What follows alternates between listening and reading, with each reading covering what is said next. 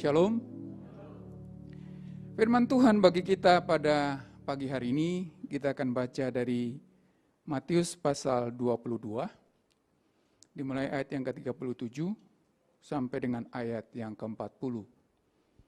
Matius pasal 22, ayat yang ke-37 sampai dengan ayat yang ke-40. Saya akan bacakan untuk kita semua. Mari kita menyimaknya bersama-sama. Demikian firman Tuhan. Jawab Yesus kepadanya, "Kasihilah Tuhan Allahmu dengan segenap hatimu, dan dengan segenap jiwamu, dan dengan segenap akal budimu. Itulah hukum yang terutama dan yang pertama. Dan hukum yang kedua yang sama dengan itu ialah, kasihilah sesamamu manusia seperti dirimu sendiri. Pada kedua hukum inilah tergantung seluruh hukum Taurat dan kitab para nabi." Sampai sejauh itu pembacaan firman Tuhan bagi kita pada pagi hari ini. Yang berbahagia adalah kita yang sudah baca dan dengar firman Tuhan, tetapi bukan sekedar baca dan dengar, melainkan melakukannya dalam hidup kita sehari-hari. Saudara-saudara yang saya kasih dalam Tuhan Yesus Kristus, kasih adalah sebuah kata yang gampang untuk diucapkan. Tetapi kita harus jujur berkata, sering sulit untuk dipraktekkan, saudara. Apalagi harus mengasihi orang yang keras kepala, orang yang menjengkelkan, orang yang mau menang sendiri, orang yang selalu membuat masalah dalam hidup kita. Belum lagi apa kata Tuhan Yesus dalam Matius pasal 5 ayat yang ke-44. Di mana dia berkata, "Kasihilah musuhmu dan berdoalah bagi orang-orang yang menganiaya engkau." Demikian juga dia pernah berkata dalam Lukas pasal 6:27. "Kasihilah musuhmu, berbuat baiklah kepada orang yang membenci kamu." Saudara, jangankan untuk mengasihi musuh, mengasihi keluarga rohani kita pun seringkali kita gagal, saudara. Mengasihi keluarga, mengasihi suami, mengasihi istri, mengasihi anak, mengasihi orang tua, seringkali kita gagal. Apalagi mengasihi musuh, saudara. Tetapi perintah ini jelas, nggak mungkin dirubah, saudara. Kasihilah musuhmu, berdoalah bagi mereka yang menganiaya engkau. Kalau kita berkata sulit, betul sulit, saudara. Tetapi jangan karena sulitnya perintah ini lalu kita coba abaikan. Jangan karena sulitnya lalu kita batalkan. Firman Tuhan tidak pernah bisa dibatalkan, saudara. Jadi suatu waktu Tuhan berbicara, itulah yang harus tergenapi. Nah masalahnya, kenapa seringkali kita gagal, saudara, dalam mengasihi? Jangankan musuh, pasangan kita seringkali kita gagal mengasihi. Orang tua seringkali gagal mengasihi anaknya. Anak seringkali gagal mengasihi orang tuanya. Lihatlah perpecahan di mana-mana. Kenapa? Karena gagal mempraktekkan kasih, saudara. Kenapa ada perceraian? Kenapa ada banyak anak keluar dari rumah berontak dari orang tuanya? Itu karena gagal dalam menerapkan kasih, saudara. Kenapa gagal? Ternyata saya melihat dalam ayat-ayat yang kita sudah baca tadi, kegagalan kita untuk mengasihi orang lain karena landasannya salah, saudara. Landasan kita mengasihi orang lain salah. Lihatlah orang-orang yang mabuk cinta, saudara, akhirnya menikah. Kenapa cerai ya? Mabuk cinta itu berarti semuanya cinta kan, saudara. Tetapi kenapa cerai? Karena landasannya salah. Pijakannya salah, saudara. Tetapi kalau pijakannya benar, jangan mimpi pasanganmu itu menjadi pasangan yang ideal. Tidak, saudara. Berbeda. Jangan pikir anakmu itu akan seperti yang kau bayangkan. Seringkali jauh dari apa yang kita bayangkan, saudara. Tetapi kalau pijakan kasih kita benar, apapun model orang, saudara. Makanya kata yang dipakai sesamamu. Kata sesamamu itu siapapun, saudara. Jadi kalau suatu saat kita gagal mengasihi orang-orang yang ada di rumah kita, Itu adalah sebuah masalah besar, saudara. Yang jauh di sana saja Tuhan katakan kasih mereka. Apalagi yang dekat. Jadi kalau kita nggak sampai di sana, mari periksa pijakan kasih kita. Betul apa tidak? Makanya saudara, untuk bisa sampai di sana, memang terlalu klise barangkali. Ya udahlah Pak, itu kan firman Tuhan, nggak apa-apa. Itu bagi mereka yang mampu dan sanggup aja, bagi saya jangan terlalu dituntut. Enggak, saudara. Tuhan Yesus pernah berkata kepada murid-muridnya, satu perintah baru kuberikan kepadamu. Kasihlah satu dengan yang lain. Nggak dirinci, saudara. Yang lain itu modelnya apa? Cirinya apa? Yang penting satu dengan yang lain. Tidak tertutup kemungkinan dalam sebuah persekutuan di dalam gereja, saudara. Memiliki masing-masing karakter. Kita harap si teman kita atau saudara kita itu seperti yang kita inginkan. Tetapi seringkali justru terbalik, saudara. Tetapi Tuhan berkata saling mengasihi. Kenapa harus melakukannya, saudara? Dan bisa melakukannya. Mari perhatikan ayat yang ke-38, saudara. Kalau ini menjadi landasan dari kasih kita terhadap orang lain, tidak ada kamus untuk tidak mengasihi. Kalau suatu saat kita tidak mengasihi, berarti kita gagal dalam menerapkan apa yang Tuhan katakan pada ayat 38. Ayat 38 berkata apa? Demikian firman Tuhan. Setelah dikatakan kasihilah, segala. Itulah hukum yang terutama dan yang pertama. Jadi saudara, landasan kasih kita kepada orang lain ternyata, apakah kita mengasihi Tuhan? Itu yang terutama, saudara. Itu yang pertama. Betul memang, orang mencintai pekerjaan itu penting. Tetapi itu tidak lebih penting daripada mengasihi Tuhan, saudara. Orang mencintai keluarganya itu penting.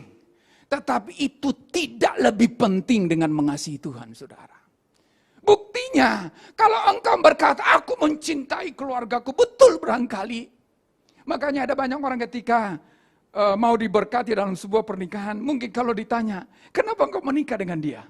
Aku mencintai dia. Betul memang, saudara. Tetapi kalau itu yang pertama dan yang terutama, hanya tunggu tinggal tanggal mainnya untuk pecah, saudara. Makanya Yesus berkata, yang terutama itu adalah mengasihi Tuhan. Makanya dia berkata, kasihilah musuhmu. Kenapa bisa? Itu karena yang terutama sudah terjadi. Yang pertama sudah terjadi, yaitu mengasihi Tuhan, saudara. Kalau suatu saat engkau gagal mengasihi pasanganmu, mengasihi anakmu, mengasihi orang tuamu, coba periksa bagaimana kasihmu kepada Allah. Itu yang terutama katanya. Dan itulah yang akan mendorong kita bisa melakukan sesuatu. Makanya ayat yang ke-40 itu dikatakan, semua hukum dan kitab para nabi dirangkum dari dua hal ini, saudara. Jadi kalau engkau bisa mengasihi Tuhan sebagai kasih yang terutama dan yang pertama, maka itu akan mengikuti yang lain, saudara. Akan mengikuti yang lain. Engkau akan bisa mengasihi orang yang menjengkelkan engkau. Engkau akan bisa mengasihi orang yang seringkali berbuat salah kepadamu. Makanya suatu saat Petrus berkata kepada Yesus, Guru, berapa kali aku harus mengampuni orang lain? 7 kali? Dalam pemikiran Petrus 7 kali itu udah hebat itu, saudara. Tetapi Yesus berkata, bukan. 70 kali 7 kali. Artinya apa, saudara? Mungkin ini sesuatu yang gak mungkin. Tetapi kalau kasih kita kepada Tuhan sudah menjadi yang terutama dalam hidup ini, itu yang pertama yang terjadi dalam hidup kita, maka itu adalah sesuatu yang tidak mustahil, saudara. Coba periksa sekarang, mana yang terutama dalam hidup ini, saudara? Mana yang pertama yang kau miliki, saudara? Memang, nanti saya akan mengasihi sesama saya, saudara. Kasih kepada sesama. Itu adalah aliran dari kasih kita kepada Tuhan, saudara. Mungkin kita berkata begini, Loh, ada juga orang yang tanpa mengasihi Tuhan bisa mengasihi orang lain. Ada, saudara. Lihatlah penjahat itu, saudara. Dia mengasihi anaknya, berjuang untuk anaknya, habis-habisan untuk anaknya. Tetapi ingat, saudara, kalau ia melakukan kasih itu yang pertama kepada anaknya atau keluarganya, suatu saat akan gagal, saudara. Bukankah ada banyak orang hari ini, baru-baru ini saya lihat tuh, saudara, ada mutilasi lagi, saudara. Kok bisa? Jangankan orang lain mutilasi orang lain yang tidak dia kenal, saudara. Suaminya sendiri dimutilasi. Kenapa? Mungkin awalnya dia mengasihi, betul. Gak salah, saudara. Tetapi kalau itu yang pertama, itu yang terutama, hanya tunggu tanggal mainnya, saudara. Karena ada banyak peristiwa yang akan terjadi yang tidak seperti yang dia bayangkan. Dulu sebelum menikah, wah dialah segalanya. Kan gitu, saudara. Tetapi setelah menikah ada banyak hal-hal yang terjadi, yang disaksikan oleh mata kepalanya sendiri, yang tidak terbayangkan sebelumnya, yang tidak terpikirkan sebelumnya. Mulai kasihnya digerogoti, saudara. Mulai kasihnya berkurang dan pada akhirnya berganti menjadi benci, saudara. Itu yang sering kali kita dengarkan. Cinta berubah jadi benci. Kenapa bisa ya? Itu tadi, yang pertama adalah dia. Yang terutama adalah dia. Segalanya adalah dia. Makanya ketika masalah datang, yang diperhadapkan terhadap dia, maka berubah menjadi benci, saudara. Ada kisah dalam Alkitab, anak dia Daud, saudara. Begitu cinta dengan adiknya, walaupun lain ibu, saudara. Cinta sampai dia sakit, katanya. Dialah segalanya bagiku. Dia yang terutama bagiku. Tetapi tiba-tiba dalam kurun waktu belum, nggak ada 1 jam, saudara, berubah menjadi benci. Mari pertanyakan landasan kasih Anda terhadap orang lain. Apa, saudara? Betul memang, saudara, kadang ketika kita melihat seseorang, kita jatuh cinta, saudara. Tetapi kalau itu yang pertama terjadi dalam hidupmu, jatuh cintamu betul-betul engkau akan jatuh. Akan hancur, saudara. Karena satu saat yang engkau cintai tidak seperti yang kau bayangkan, saudara. Makanya tidak menjadi sesuatu yang mustahil. Tuhan berkata, kasihi musuhmu.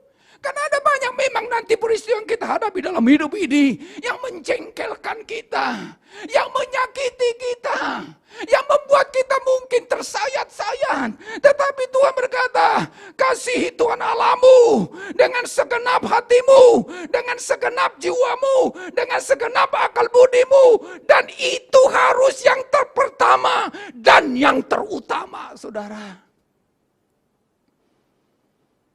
Kalau ini tidak terjadi dalam hidup kita, maka kasih kita itu adalah ada di sebuah tempat yang rapuh, saudara. Makanya gak heran ada banyak pernikahan Kristen berantakan hari ini. Ada banyak keluarga Kristen berantakan hari ini. Ada banyak persekutuan dalam gereja berantakan hari ini. Kenapa? Ini tidak menjadi landasan utama dalam mengasihi orang lain. Saudara yang sekasih dalam Tuhan Yesus Kristus, ada seorang ibu yang mengajak anaknya yang masih di bawah umur pergi ke supermarket, saudara. Dari segi usia dan tinggi anak belum memenuhi syarat. Ada kan sebuah supermarket yang membuat aturan itu kan, saudara. Kalau misalkan umurnya belum, tapi tingginya sudah, boleh masuk. Ya, biasanya itu 1 meter, saudara. Jadi kalau masih di bawah 1 meter, yang boleh masuk. Mungkin usianya masih kurang, tapi udah di atas 1 meter, bisa masuk. Nah, anak ini dari umur gak bisa masuk, dari tinggi juga gak bisa masuk, tapi diajak. Nah, karena anak diajak ke supermarket, senang aja kan, saudara. Dia ikut, saudara. Lalu, ibunya sudah tahu sebenarnya, tapi ketika dia hendak masuk, petugas berkata, Bu, gak boleh anak ini bisa masuk, karena masih di bawah usia katanya, tingginya juga gak nyampe. Nah, bukannya mama gak mau loh ya, dilarang katanya. Tunggu di sini ya, mama akan masuk, nanti mama akan keluar. Karena mendengar itu si anak diam aja, saudara. Lalu dia cari main kesibukan, saudara. Cari kesibukan sana, namanya juga anak gak bisa diam kan, saudara. Tunggu punya tunggu. Kok lama sekali mamanya nggak keluar-keluar, saudara. Akhirnya dia tunggu di pintu luar, saudara. Biasanya pintu masuk sama pintu luar berbeda. Ditunggu di pintu luar. Jam demi jam nggak keluar-keluar, saudara. Tetapi karena dia merindukan supaya ketemu mamanya, dia tunggu, dia setia tunggu, saudara. Sampai pada akhirnya toko itu mau tutup, nggak keluar-keluar mamanya. Tapi diliatin gitu mana mamanya, diliatin mana mamanya. Saudara, akhirnya petugas satpam menanyain dia, Dek, ngapain? Mau nunggu mama saya keluar. Dek, nggak ada orang lagi di dalam, katanya. Mendengar itu, saudara, dia meraung-raung, menangis. Karena ternyata mamanya sudah dengan sengaja membiarkan dia di situ dengan harapan ada orang yang memungut dia, saudara. Artinya, dia mau buang itu anaknya sendiri. Itu masih elegan, saudara. Hari ini sudah seringkali bayi dibuang di tong sampah, gitu kan, saudara. Tetapi melihat kenyataan itu, saudara, anak ini meraung-raung. Dia pergi tinggalkan supermarket itu. Besok datang lagi dengan harapan dia ketemu ibunya. Nggak ada juga, dia pulang lagi. Besoknya dia datang lagi berminggu-minggu dengan harapan ketemu dengan ibunya. Lalu dia berkesimpulan, ternyata ibuku membuang saya. Kenyataan itu membuat anak ini bertumbuh dengan perasaan benci terhadap semua orang, terlebih kepada mamanya. Akhirnya dia menjadi penjahat, saudara, menjadi preman.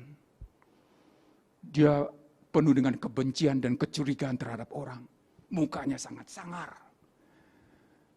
Jadi preman dan penjahat, saudara. Hidup dari kejahatan. Suatu saat, saudara, dia pernah melewati sebuah parkiran di mana di situ ada banyak orang rame, saudara. Bukan mobilnya aja yang rame, orangnya juga rame. Biasanya kalau udah parkir kan orang nggak ada kan. Ketika dia lewat, saudara, dia tanya, ada apa ini? Lalu orang yang ditanya berkata begini, ada konser gratis katanya. Konser gratis? Ya sudah, nggak bayar ini.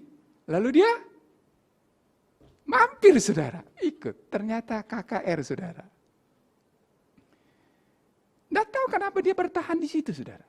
Ketika khotbah disampaikan tentang kasih Allah, dia nangis, saudara. Padahal penjahat nangis kan ngelucu kan, saudara. Dia nangis, hatinya tersentuh. Dan di saat itu dia membuka hati untuk terima Yesus, saudara. Hatinya diubahkan, hidupnya diubahkan. Saudara tahu, hal pertama yang ia ingin lakukan adalah ketika dia sudah mengalami kasih Tuhan. Dia ingin mencari ibunya. Orang yang paling dia benci, saudara. Orang yang telah membuat hidupnya hancur, saudara. Itulah yang pertama yang ingin cari dan temukan. Bagaimana bisa mungkin? Karena yang terutama dan yang pertama sudah dialami, saudara.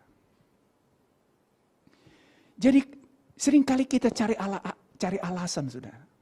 Kenapa begitu? Ya habis dia. Kenapa begitu? Ya memangnya dia begitu kok. Kalau kita gagal dalam mengasihi orang, yang perlu kita harus koreksi adalah bagaimana kasih kita kepada Tuhan. Apakah kasih kita kepada Tuhan adalah yang terutama? Saudara, kalau kita perhatikan apa yang dipakai oleh penulis Matius ini, menunjukkan bahwa tidak ada kesempatan untuk mengasihi orang lain. Itulah kasih yang terutama, saudara. Loh, katanya mengasihi orang lain itu gimana? Itu saluran kasih kita kepada Tuhan, saudara. Itulah yang memampukan kita bisa mengasihi orang lain. Karena kasih kita kepada Tuhan itu tersalur.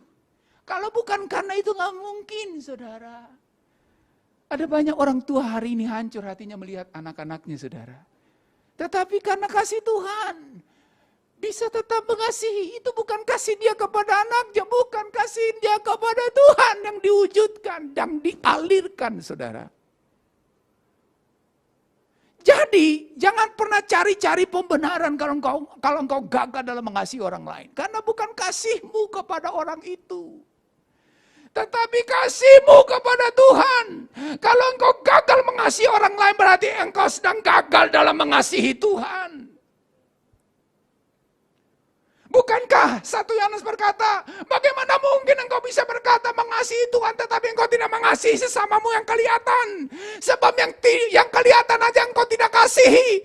Bagaimana mungkin engkau bisa mengasihi yang tidak kelihatan? Berarti saudara, wujud nyata kita mengasihi orang lain yang kelihatan itu adalah sebuah aplikasi dari kasih kita kepada Tuhan.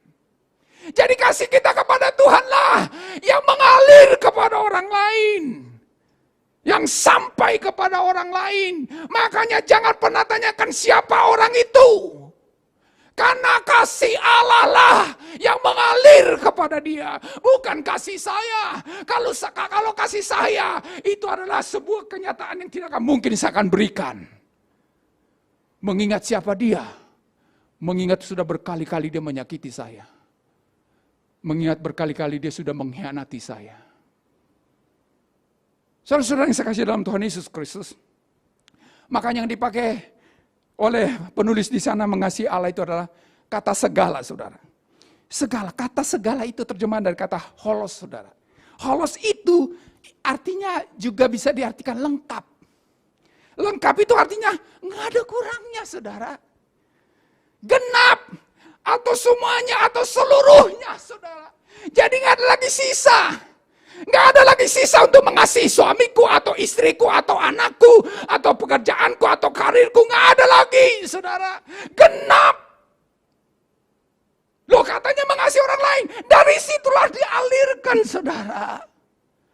Dari kasihku kepada Tuhan yang genap, utuh, tidak tersisa itu yang dialirkan kepada orang lain. Jadi bisa, saudara.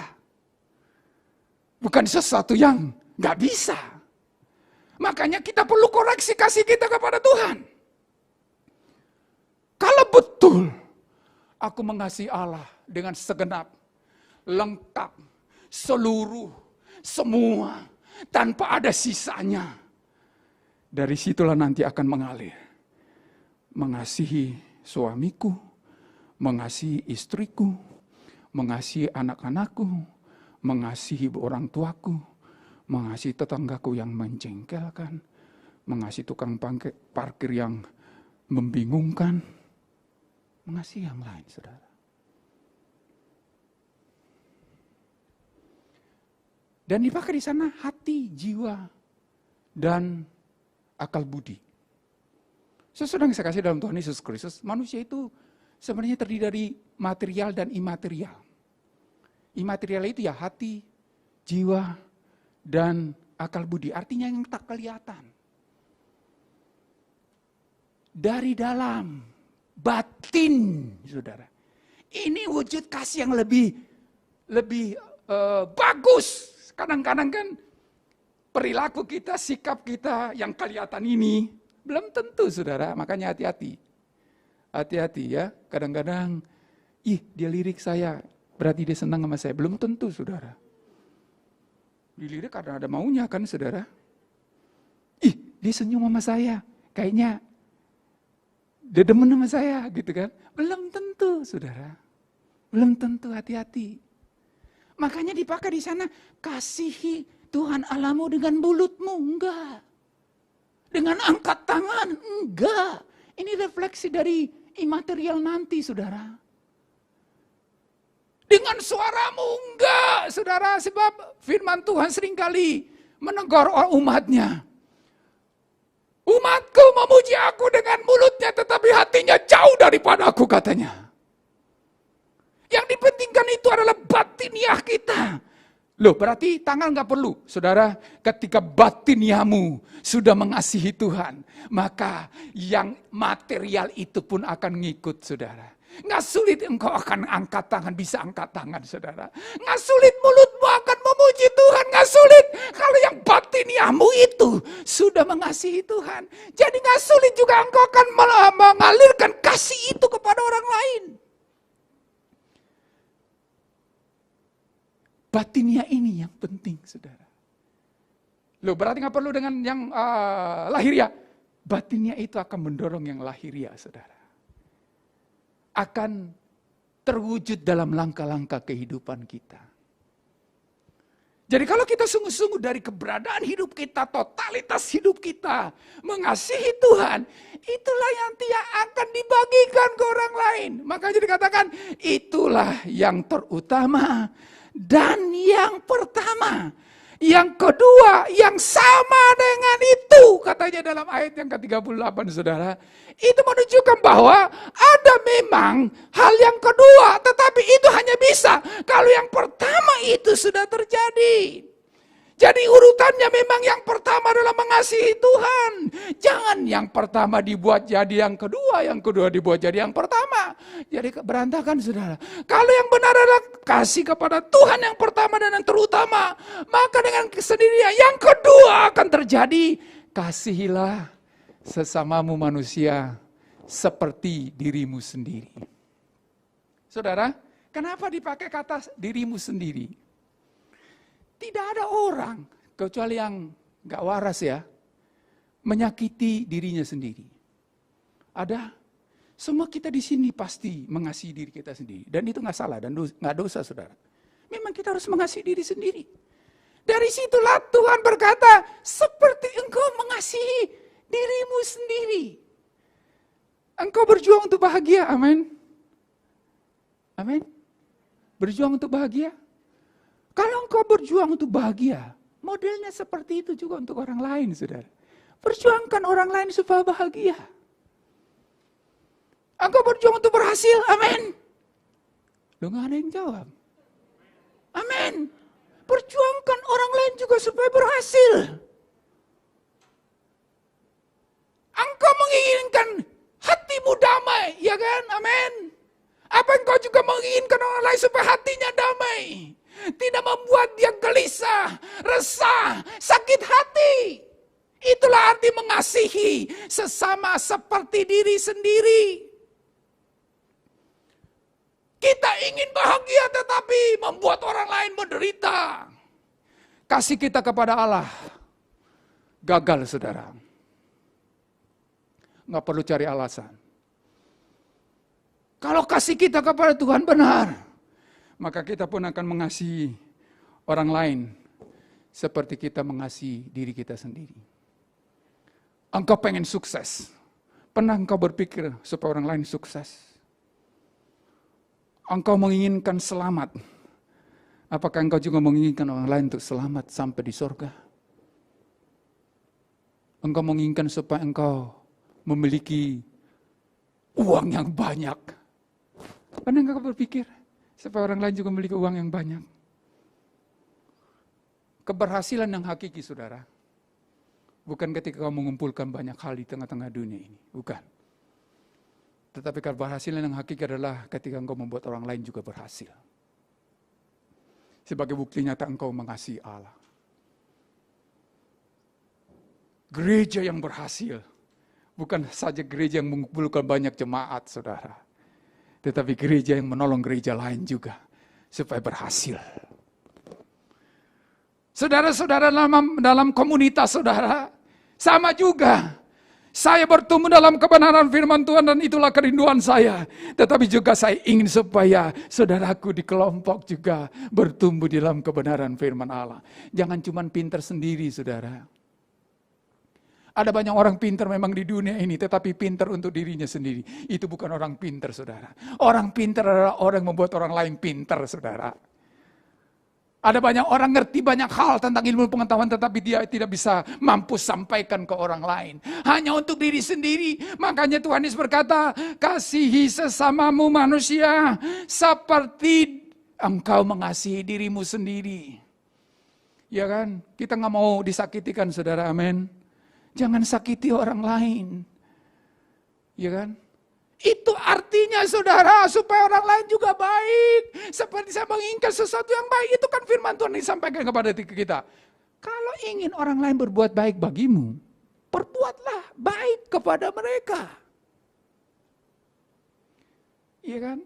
Berbuat baiklah. Kalau engkau, makanya saudara, coba koreksi. Kita mengasihi diri sendiri enggak? Sulit bagi kita mengasihi orang lain kalau kita tidak mengasihi diri sendiri, saudara. Karena modelnya adalah kita. Ukurannya adalah kita. Saudara, ada seorang perempuan baru menikah dengan kekasihnya. Tetapi karena kondisi mereka harus tinggal di rumah mertua. Biasa kalau mertua gak jadi masalah kan saudara. Sudah berusaha perempuan ini untuk menjadi menantu yang baik. Tetapi ternyata apa kata kenyataannya saudara. Percekcokan terjadi. Dia masih mengalah, tetap aja percekcokan. Suatu saat dia gak kuat lagi saudara. Dia mempunyai suatu siasat. Dia pergi ke pamannya yang adalah penjual obat, ramuan tradisional. Menginginkan supaya dia memberikan racun saudara.